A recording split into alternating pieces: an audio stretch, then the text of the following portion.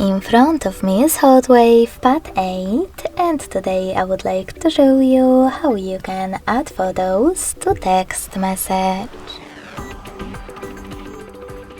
Begin by opening Messages app and selecting or creating a chat. Following that, click on this little icon with a camera and the photo located at the bottom left corner of chat window. Now you can click on your photos right away or select Gallery section, click on them over here and tap on Add at the top right corner.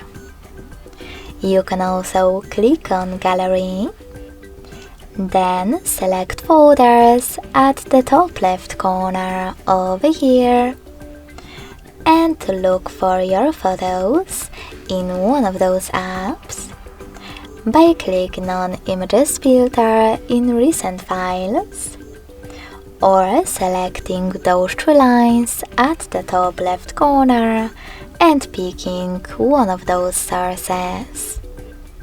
Wherever you decided, after locating your picture, hold it and click on Select at the top right corner to attach it.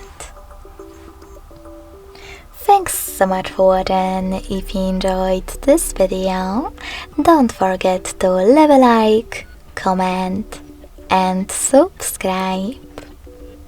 Bye!